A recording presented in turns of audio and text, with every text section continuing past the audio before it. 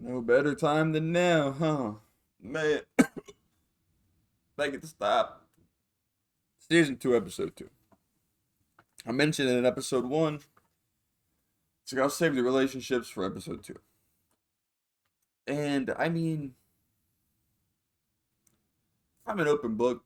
I don't care to talk about this side of stuff. But, of course, I have to say no names because, dude, they might feel some type of way that I'm just on the internet spilling beans. So, I'm gonna try to keep not try to. I'm going to keep the names out of the conversation as vague as I can get it, I guess, because like it's all fucked. Realistically, I used to be able to like, all right, I'm gonna focus on getting in a relationship this year.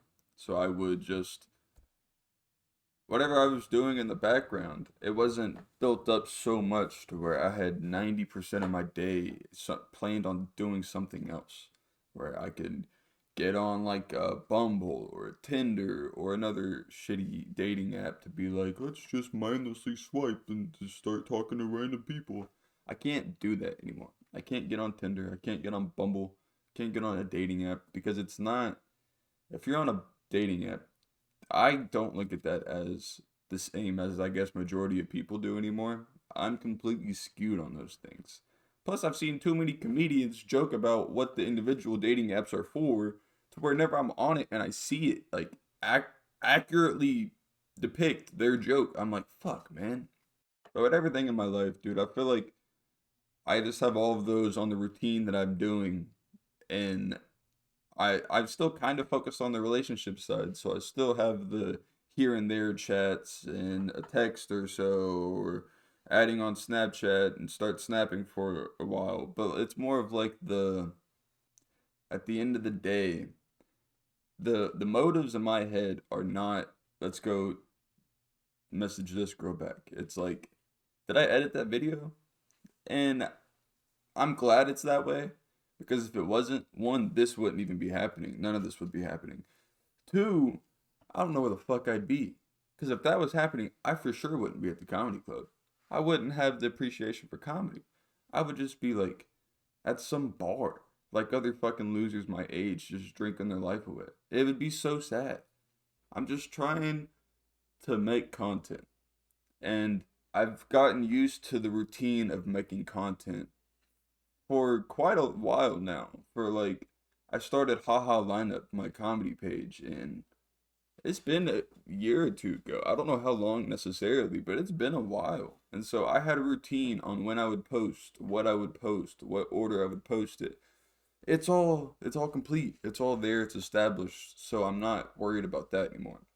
That takes that a few notches down the line, which inevitably will bump the relationship up a few, which then that'll happen. I'll talk to a girl on Snapchat that we've inevitably been friends for 8 years because of like back in the day in school and shit. So we know each other and we just rekindle, we start talking. And that lasts for like a week and a half, 2 weeks. And then I just can't, for some reason, my motives are I've still focused more on like, well, let's start this series. And then by the time I finished that first episode, I realized, oh shit, I didn't respond to her for 6 hours. Damn, my bad. So I understand on like that portion that it's not just the situation of, hey, me and this girl's routine, like we don't align accordingly, so it's just not gonna work out. It's not like a mutual understanding, I don't think. I once I get into this position, I immediately just pull the brakes and I'm like, I don't want to talk to a girl for a month and a half and then her come to realize if she hasn't already like, oh, he's not in it for the thick of it. So I'm not gonna put her through that for who knows how long just to be like, it's like that was a waste, which inevitably means I'm not gonna put myself through that as well. And I don't even care to put myself through it anymore, which is crazy. Like I've done so many of the all right, we're going to this is gonna make me sound like a whore, maybe. I don't think so. I This is just fucking relationships in 2025, in my opinion.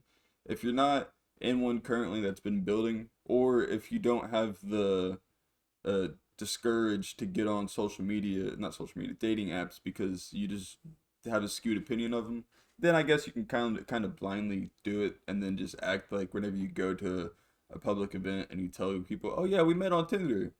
You're just gonna assume that's normal, whereas most people would be like, "Oh, that's cool, nice, you made it, like you made it out the mud." And I mean, I've been trying to do the old ways, and I'm not, because it's happened. I don't want to go to a bar, meet some random girl that I have to figure out. Hey, first, you got a boyfriend? Are you even in the realm of being able to be flirted with? Two, who really are you? Like, this is how we're finding each other in a bar on a Saturday night, both hammered. That's not, man. It might work for some people because that's the opening for a one night stand. So that's, yeah, cool. You don't build off of that. And if you build off a one night stand, good on you, man. You're going in, you're digging a hole just to dig out. So I respect that. And like I said, I don't want to go to the bar and find somebody. My version of that is at the comedy club.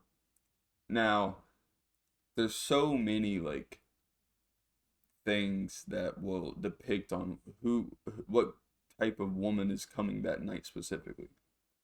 Because there's such a drastic change in each comedian that headlines that bring like their crowd specifically. There's a specific thing for most comedians where it's like, oh, that's a Bert Kreischer crowd, or oh yeah, that's a Ian Bag crowd, or it's very niche for most audiences. And at a certain point, whenever I would like realize that's how the crowds were, I would. It feels weird because you feel like you're picking out of genres of people. So I had to cut that off immediately, and I was like, okay, well, I can't like preemptively think about it, which would mean I would have to focus on other things like making content, which puts relationships lower down on the line. But I think it's the more genuine way to do it is if I'm just working a random Friday show and then, oh, I meet this girl. Okay, well, cool. Rather than looking, oh, let's see, we have this person, this girl comedian coming in fucking like November.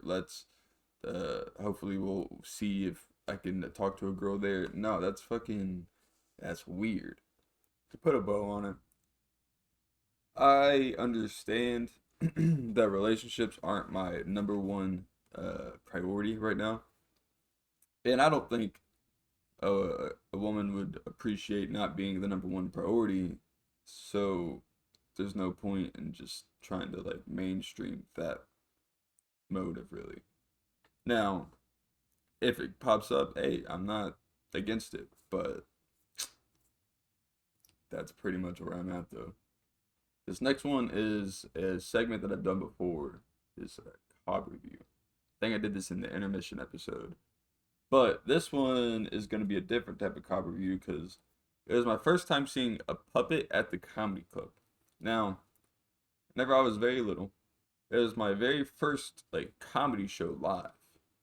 And it was at an arena and it was for Jeff Dunham, which he's the dude with the puppets with Peanut, and I personally might be biased.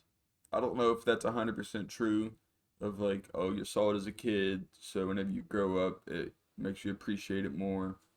Because whenever I saw Randy Feltface, at first, like, whenever I looked the clips up, I was a little like, I don't know. It's a little, there's something a little off-putting. And if you don't know who Randy Feltface is, he's just like a purple, like, yay high. Well, you can't even see, really. Maybe it is like the size of that, but he's bigger than that, but that's how much you see because he's behind a desk the entire time. On stage, they bring a desk on stage, put a cover over it. The dude's under the cover, and he just has his hand with so it's talking in front of the table. And it's like, it's kind of political, but it's like tastefully political. It's not just like, oh, shitting on you for voting on this person or taking this side. Because the dude, Heath MacGyver, he's Australian.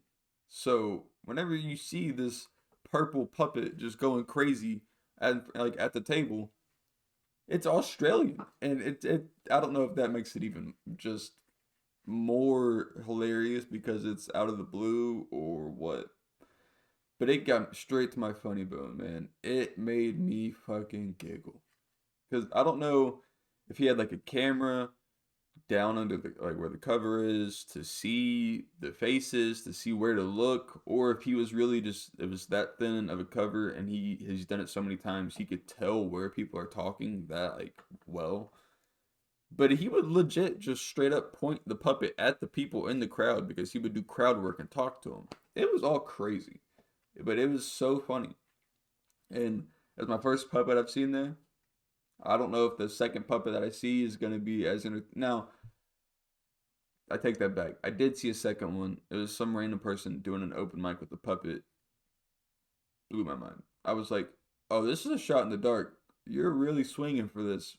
It didn't really hit, but I respect the effort. But for Heath McIver, Randy Feltface, that specific puppet, man, I'd give that show a 5 out of 5 stars. It was so funny. And it was just I love the random, like the high energy, the freaking out. I don't know why, but that just makes me laugh so hard. Plus, that's the show where I met man Bobby Jaycox, and shout out to Bobby because that man's boom as well. I see him. I think I'm pretty sure I see him going around with like Erica Rhodes now, which is super cool. So shout out to that whole weekend, Randy Feltface with Bobby. That was awesome. Okay, so this next one I'm a little salty for. It's the segment is taste of content, and I'm going to be reviewing Squid Games season 2. Now keep in mind, it's still fairly new, but I feel like if you haven't watched it by now, it's by choice. So there's going to be a lot of spoilers in this. Just let you know now. If you plan on watching Squid Game season 2, you might want to skip to whatever time I have. I'll put it on the screen so it's like, hey, skip to this point because I'm gonna spoil a lot. I went into watching season 2 thinking this is the spoilers happening already. Like it's off the rip spoilers. I went into that series thinking that they were going to release a new series of Squid Games that is thoughtfully created. It is what they would put as this is the next big season that we were planning. And this is it. We've done the marketing, we've done the Call of Duty, we've done the social media we've done all of it. We've put so much into this. This is what we want the next season to be. After I've watched season 2, I realized that this is the trailer for season 3. They did an entire marketing plan of making a half a season to trailer what is coming next in season 3. And once I got that out of once I realized that, I was like, okay, I understand why all of this happened now. Because majority of season 2 is just a shit ton of cliffhangers. Like the number one thing I can't stop thinking of with season 2 specifically is the detective. They started an intriguing story where his brother works with the Squid Games people. He's the head honcho or whatever. He's the dude. And then they just pulled the carpet under us. We're like, psych, you gotta wait till season 3, dude. And it just sucked. It was the exact same as 1, really, except they rebelled. If it wasn't for him being like, I've done these games before, and I understand that's how they rate the show, blah, blah, blah, blah. But so starting it, there was no other perspective. We didn't see how the funding of Squid Games happened. Who's really, like, who knows about Squid Games? Why is this being allowed to happen? So and so, so and so. They're all saving that for season 3. This is just what they had to release to get us back into Squid Games. To be like, hey, by the way, remember us? We're going to have this trailer. This is what is going to come out next. And this even came out. I'm pretty sure it said coming out in 2025. If they release 2 seasons in 1 year, dude, it's just proof that the season 2 is a trailer for season 3. I will say though, a lot of people are lying or like bitching about because there's a trans character in the show. Man, that is the most tasteful way you can add a trans character onto the show in 2025. Because keep in mind, it is 2025. None of this is like, whoa, what? It plus they had an old lady like questioning the trans character of being like, yo, I don't know about it. And then she came around to but still people that are still turned off by it. It's just like, what are you expecting, dude? Plus, the character themselves they were a good character. It was a good like character arc. So to all those people, just complain about the story, not that character, because the characters they weren't that bad really. There was a few questionable ones like the Thanos one, and it's like, man, you didn't really try for that. You kind of just like, yeah, we're gonna make the bad guy named Thanos. There we go. So there's just so many flaws for me to. I don't want to watch season 3. I know I'm going to, but I don't want to because I'm scared it's gonna be a trailer for season 4 now. It can't be. They have to release another season 1 of Squid Games, or else that show's going to fall off. I could tell. Because I understand it's like funded by Netflix, so of course it's automatically gonna have the given like the number one spot whenever it comes out because of marketing or whatever. But the people talked already, like social media and just even honestly, famous people were even shitting on it. So much for season 2 that like season 3 has to be a banger, or someone else is gonna take this idea and just like kind of switch it up a little bit, and we're gonna follow them instead because that they'll probably know how to do a story. Man, this next one, this is just a fun little story time for the segment I actually remembered, and it's ironic because I actually didn't 100% remember the story. I remembered like 80% of it, and then I texted Mike, and he gave me his memory of it on the story, and kind of just if I combine them, we got the full story right there, brother. So, if you don't know who Michael is, he was the shout out in the intermission episode. Shout out Mike. But he's a family member that is the same age as me. And me and him, whenever we were little, and I'm talking this is a long ago, probably over 10 years ago type shit. We were with our friend Ben. And Ben was a few years older than me and Michael. Now, I was a different kid back then, keep in mind. Like, I was a kid that we're all outside having a good time. Let's play some hide and seek. I'm like, all right, bet. I'll start hiding. I don't get caught first, so I'm not it. Bet. I'm still hiding. I still do my thing. Get caught. Ah, damn. Play another round. All right, bet. Yeah, this is fun. Boom. I get caught first. I got salty, and your boy was like, fuck. So never it'd be my time to count. You just start counting to 30. Open your eyes. You look for a second. You can't find nobody for like a good 2 or 3 minutes. Walk to the crib. Open a Coke. Watch some TV or YouTube. I was lazy. It wasn't a good stain on me. I understand now. But in the moment, your boy was chilling. I was like, we got free will, baby. I'll walk to the crib and do my own thing. Fuck this finding people stuff. Eventually, they'll just think, dude, I'm so good at hiding. And then they'll just think I looked for like 30 minutes and gave up. Nah, they all knew. They were like, all right, Drew's it. We need to watch him. So they were just getting in spots where like they could see me and they'd be like, all right, he's walking back to the crib already. It's been 2 minutes. So I was that type of kid for a portion. Or yeah, I feel like I wasn't always like that, but for a good amount, I was lazy as fuck. Now keep in mind, with that being like just deep in me, like that's who I am.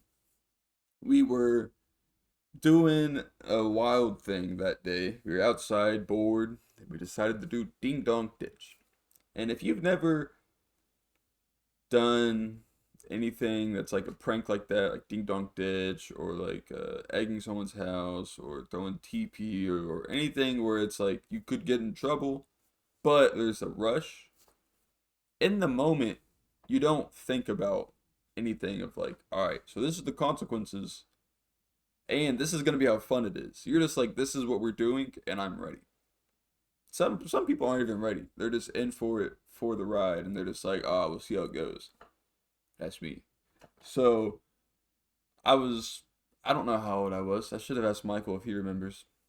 We were young, and Ben was the one to ring the doorbells because he was way faster than us. And the first few were, if I remember, they were okay. I think we got one neighbor that was like pretty pissed off, but they didn't like you know, what the fuck are y'all doing? There wasn't any like crazy yelling or anything, and they didn't go out to try to find us either. So we were all pretty like just good being posted up after Ben rings it. But this last one though, that's the one that I had to hit up Mike and be like, hey man, do you remember 100%? So we get to the last house that we're going to, Ding Dong Ditch. And Ben is the one that is pressing the doorbell because, of course, like I said earlier, he's faster. I'm already spooked at this point because we've done a few where I'm like, okay, well, it's going good. I mean, it can't keep going. Like, this is the best it can get. 100%. It can only go down from here. He pressed it, and even Michael, because this is majority of what he reminded me too, but they opened the door super quick. So Ben had to skirt out of there. He went left. I got, which inevitably means he went between the houses. And me and Michael were in front of the crib behind a car, just like, what the fuck? Spooked. And this person was pissed for sure. And they got on their phone and they were on their porch for a while. Keep in mind, we don't know where Ben is. We're just sitting there behind the car. It's dark. Ben went that way. He's donezo. And he's pissed and he's on the phone on the porch. We don't know who he's calling. And even Michael added in his text, he was like, he added that we were, maybe it's because we were young. That might have been it. But we could have swore we heard sirens and a helicopter. Then we saw the helicopter. So we were spooked because we were like, dude, this phone call acts quick. This is wild. We're just sitting there fucking like, I don't know what the fuck to do. Eventually, we were able to get into like the grass, laying down, and went in. Didn't see us. When you're a kid and you're like, all right, we're doing something that is not. I don't know if it's against the law. It might be against the law, but at the time, it was a good old classic prank. And if you're a kid doing that at night and you're hiding from somebody who's on the phone and you think you hear sirens and you see a helicopter in the sky, you're convinced you're getting arrested. You're like, all right, well, this is it. We might as well have our fun while we can. But like I said, he went in, we were chilling, got up. The craziest part was Ben, and I totally didn't even remember this until Michael reminded me. He just walked down the street like however 10, 15 minutes later. It probably wasn't that long, but like a good amount of time later of just hiding. Just walked down the street nonchalant as if it was all normal, and he was like, "Oh yeah, what's up?" I had to get out of there. They opened the door quick. I was like, "Dude, we thought you were like, who knows what happened? We thought you got caught. We don't know what."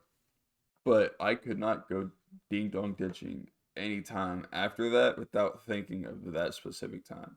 It just being like behind the car, you're thinking you hear the cop sirens, you see a helicopter, you don't know where Ben's at, and you're just like, oh, this is it. We're fucked. And then fucking, it's me and Michael just sitting fucking in the dark, you know what I'm saying? But that was the good old throwback story, just to lighten the mood a bit. After shitting completely on Squid Games too. I feel like this episode's gonna be shorter than the last one I just posted. But the last The season 2 episode 1 that I just uploaded was, I needed everyone to realize that was me not explaining, because it was called justifying my wrongs. It wasn't me like explaining what's been happening or like giving up. That was mainly so I can address season 1 in general. That was like the entire gist of episode 1. It just being like, hey, look, shit's changed. I've changed. We're on a different vibe now. But that episode is the same as the vibes as season 1, because if you like season 1, then nothing really changed much for like how I talk to and how I structure the podcast. But for this episode going on, it's going to be more of a in order, topic, topic, topic. Not topic, but like segment, segment, segment. Which means we're coming to an end, and the last segment I'm always going to end with is the shout out to a real one. And the first one I did in the intermission was Michael. The second one, aka the episode 1, season 2, episode 1 shout out, was Logan. And season 2, episode 2 shout out is going to be Peyton. Shout out to this man, P. Willie. The man is 100% a nutcase, but it's a good type of nutcase, you know? It's the kind that you want to have around. It's like he's been in the thick of it with me more than majority of people that I even know. Like even like family wise. So he is for sure a real one. And it's good to know if I need someone to like crash out like justifyingly, sometimes not even justifyingly. I can call Peyton. He'll be a crash out 100%. We were even roommates back whenever we decided to trust a third shitty person to be our roommate. But that is for another podcast. If I might have mentioned that in a story in the past. If not, good on me. But I'm sure I've had. But yeah, he's put me onto like a whole new crew of friends. He's always gonna have my back for sure, 100%. Sometimes whenever he shouldn't even have my back, he's still gonna have my back. So shout out to the motherfucking man, P. Willie. And that is it for episode 2 of season 2. I shall see you in the next one.